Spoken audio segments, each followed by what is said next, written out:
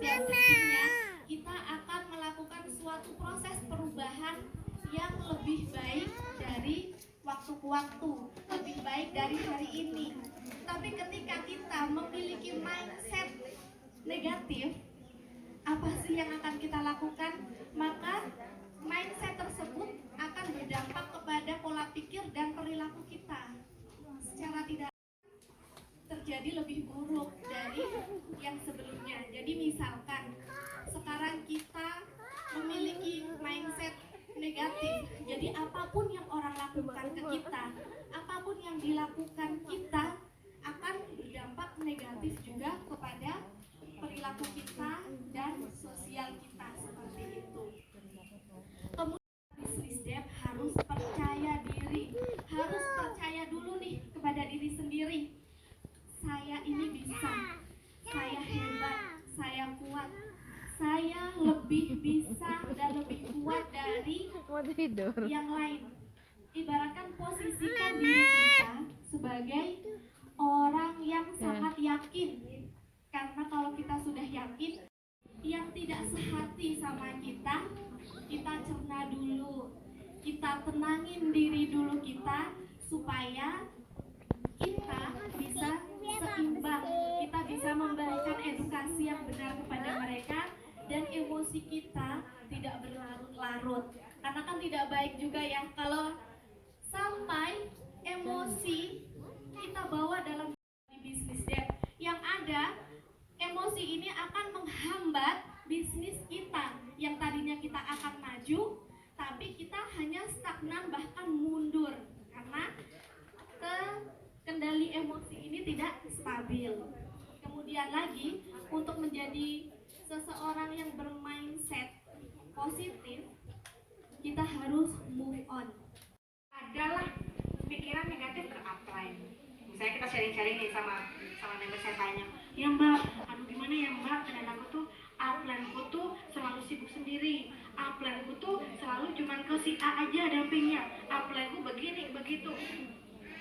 Atau lain lagi, downline-ku tuh mbak semuanya hanya pemakai, downline-ku mbak udah diajakin gak mau, downline-ku mbak semuanya kayaknya yang salah. Orang-orang diajak gak ada yang mau, padahal cuma ngajak 2 orang. Udah bilangnya orang-orang kayak sudah mewakili semuanya, ya nggak? Jadi seolah-olah kita tuh kayak males berpikir cari solusi gitu loh. Yang perlu kita pahami teman-teman, kendala itu kan ada, tapi nggak ada kendala yang tanpa jalan keluar, yang tanpa solusi. Ya, sehingga kita jalan di tempat, bergantung dong sama plan. Terus ada nih member tetangga, member sebelah, bukan satu jaringan, yang juga ceritanya atau masalahnya serupa. Kita sharing-sharing sama dia, iya aku gitu, aku juga, seolah-olah dapat teman yang sama. Kayak kita waktu zaman sekolah dulu, nggak sempat ngerjain PR, aduh gimana nih besok aku diminta guru, kemudian nanti aku nggak bisa jalan. Kita itu harus dilahirkan dari ibu yang seperti apa? Aku tuh mau lahir dari ibu yang kaya raya, ibu yang cantik, bapak yang ganteng, ibu yang baik hati. Nggak bisa kan pilih begitu? Sama juga dengan bisnis, kita nggak bisa pilih. Nanti kita harus terlahir dari upline yang aktif, KSA-nya mumpuni, yang siap untuk berjuang sama kita. Nggak bisa pilih kan waktu itu. Sekarang kita gimana? Jadi ketika teman member saya mau belajar sama saya, bertanya, mbak ini bonus ini kayaknya gimana ya mbak? Alah nggak tahu mbak, bentar ya aku tanya dulu. Itu bikin jaringan itu percaya nggak sama bisnis kita? Nggak bakalan percaya, apalagi sama upline-nya. Itulah gunanya kenapa para bisnis ini nggak pernah sekalipun, oh ya teman-teman ini lagi pandemi, yang mau order masker monggo merapat. Nggak pernah ya. Oh ya teman-teman ini lagi pandemi, saya lagi jualan hand sanitizer. Nggak pernah. Saya dari dulu 2015 sampai 2021 yang saya lakukan, akhirnya apa? Muncullah gibah. Sedangkan di bisnis ini dari awal saya join sampai sekarang, kalau saya lagi kumpul sama mobile stokis sama leader, saya tidak pernah mau membahas jaringan lain. Saya mau membahas jaringan saya ke bawah. Ya, karena teman-teman udah pada tahu kalau lagi saya marah ya, kalau saya lagi keras di grup Mobstock, mereka mentalnya yang kayak anak kecil. Di bisnis ini kalau kita nggak kuat, diri kita nggak kuat, kita yang nggak memiliki keinginan yang tinggi, mimpi yang tinggi, buyarlah kita. Yang ada kalau udah nggak join di bisnis dev, oh ngapain di dev, udah nggak usah, buang-buang waktu aja. Jadinya jadi virus. Sampai gang mic, kalau ngomong tuh pasti yang gini tuh, gemeteran, assalamualaikum, semuanya pada mata ada memandang ke saya gitu ya, secara saya adalah pemateri gitu. Cuma kan saya nggak bisa ngomong di depan, pasti merinding disco, ya, merinding disco.